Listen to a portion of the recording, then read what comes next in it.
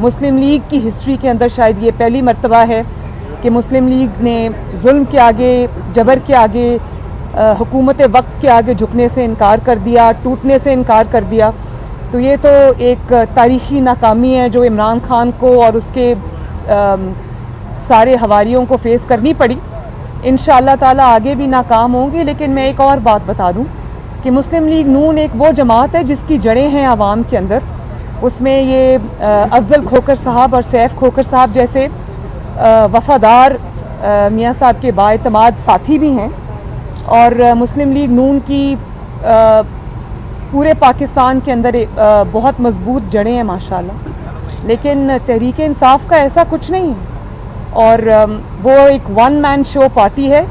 और जब वो इंसान कमज़ोर होगा, ख़त्म होगा, जो कि हमें नज़र आ रहा है, तो ये पार्टी टूट के बिखर ज़ाहिर है। PDM एक 10 जमातों के ऊपर मुश्तमिल एक अलायंस है जिसमें हर जमात का अपना मंशूर है, हर जमात का अपनी सोच है, हर जमात का अपना एजेंडा है।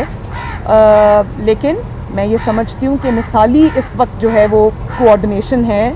हर इशू को बैठ के हम डिस्कस करते हैं और कोई इल फीलिंग नहीं है, कोई इख्तलाफ नहीं है। अगर सोच का, राय का इख्तलाफ होता भी है तो वो उसको हम बड़े अच्छे तरीके से बैठ के इफ़हाम व तफ़हीम के साथ डिस्कस करते हैं, हल करते हैं। और जहाँ तक हुकूमत का सवाल है तो हुकूमत की वो क्या कहते हैं ना कि हज़ारों ख्वाहिशें ऐसी हैं कि हर ख्वाहिश पे दम निकले। ये उनकी ख्वाहिश तो हो सकती है कि PDM में कोई ट्रैक नज़र आ जाए या PDM के अंदर कोई इनको थोड़ा बहुत भी झोल नज़र आ जाए। लेकिन इंशाअल्लाह ताला हुकूमत की ये ख्वाहिश कभी पूरी। इज़्ज़त से जस्टिस अज़मत सईद साहब को इससे रिक्यूज़ करना चाहिए अपने आप को और उनको ये कहना चाहिए कि मैं क्योंकि ख़ुद इसमें इन्वॉल्व हूँ इसलिए आप मुझे स्पेयर करें, वरना पाकिस्तान की आवाम के सामने फिर कुछ और हक़ाइक़ जो कि उस वक्त शायद हम नहीं ला सके सामने, फिर वो हमें लाने पड़ेंगे। किस तरह जस्टिस अज़मत साहब ने पर्सनली उस वक्त की जो मुस्लिम लीग नून की हुकूमत थी उसके ऑफिसर्स को किस तरह से पर्सनली इन्होंने बुला के, डरा के, धमकाने की कोशिश की और क्या क्या मैसेजेस दिए, फिर वो तो कौम के सामने चीज़ लानी पड़ेगी। तो बेहतर है अपने आप को। जहाँ तक बिलावल साहब की तजवीज़ की बात है, जो इन हाउस उन्होंने चेंज की बात की है, मैंने भी वो TV पे सुनी है। और अब जब तक PDM का इजलास नहीं होता, उन्होंने कहा कि मैं PDM की क़यादत को मनाऊंगा। तो मैं तो उनको कहती हूँ उनके पास अगर नंबर्स हैं तो ज़रूर शो करें, लेकिन हमें इंतज़ार करना चाहिए PDM के अगले सरबराही इजलास का, जिसमें बिलावल साहब ये अपनी तजवीज़ रखेंगे जैसा कि उन्होंने कहा है कि वो रखेंगे।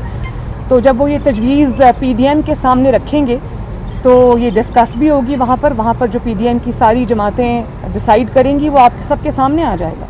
कब्ज़ा माफिया की अगर लिस्ट जो जारी हुई है तो सबसे बड़ा कब्ज़ा माफिया तो ये जाली हुकूमत ख़ुद है और इसकी सारी ATMs हैं और वो सब हैं जिनको इन्होंने चोरी, तारीख़ी चोरियों और डाकों के बावजूद बहुत बड़े बड़े NROs दिए हैं। तो अगर सही मायनों में माफियाज़ का मतलब आपने समझना है, कब्ज़ा माफिया का आपने समझना है, जो 2018 के इलेक्शन में अवाम के वोट पर डाका डालकर प्राइम मिनिस्टर हाउस पे जाके कब्ज़ा करके बैठ गए, पाकिस्तान पे कब्ज़ा करके बैठ गए, उनसे बड़ा कब्ज़ा माफिया कौन है? खोखर बरादरान मेरे दाएं बाएं खड़े हैं। मैं आज मियाँ साहब के कहने पर इनसे इजहार यकजहती के लिए आई हूँ और मैं ये समझती हूँ कि बहुत बड़ी ज़्यादती इनके साथ उस दिन हुई। इनकी बहनों के, बेटियों के घर गिराए गए और आधी रात को धावा बोला इन्होंने और चादर चार दीवारी का जो तकद्दस था उसको पामाल किया। कोर्ट में इनका स्टे था, उस स्टे के बावजूद कौन है वो जिसने इंतकाम में अंधा होकर वो कोर्ट के ऑर्डर्स की धज्जियाँ उड़ाईं। मैं कोर्ट से भी ये दरख्वास्त करती हूँ कि अपनी इस तज़हीक का नोटिस लें और ये भी ऑब्वियसली कोर्ट में जा रहे हैं, कोर्ट का फ़ैसला आ गया, इनके हक़ में आ गया। तो मुझे ये भी पता चला है कि ये जो शख्स है जिसका नाम इमरान खान है वो पर्सनली बैठ के इस सारे ऑपरेशन को मॉनिटर करता रहा है और पहले खोखर बरादरान को PMLN के बहुत सारे जो मेंबरान कौमी और सूबाई असम्बलीज़ हैं और जो हमारे सेनेटर्स हैं बहुत सारे मेंबर्स की तरह इनको भी पहले दबाव में लाने की कोशिश की गई। इनको भी हर जलसा, हर जुलूस के मौके पर इनको ये कहा गया कि आप क़यादत के बयानिए से इख्तलाफ कर लें, आप पार्टी को छोड़ दें, आप क़यादत को छोड़ दें, आप एक्टिविटीज़ में हिस्सा ना लें, आप ज़ेर ज़मीन चले जाएं। बहुत धमकाते भी रहे, लेकिन इन्होंने जब पार्टी क़यादत और नवाज़ शरीफ का साथ छोड़ने से इनकार कर दिया तो फिर ये इंतकामाना कार्रवाई इनके ख़िलाफ़ की गई। मैं इसकी सख्ती से मज़म्मत करती हूँ। शादी मेरी नेक ख्वाहिशात, मेरी दुआएं बख्तावर भुट्टो ज़रदारी के साथ हैं। अल्लाह ताला उनको इस नए सफ़र में खुशियाँ दे, उनको आबाद रखे, खुश रखे। मेरी उनके लिए नेक तमन्नाएं।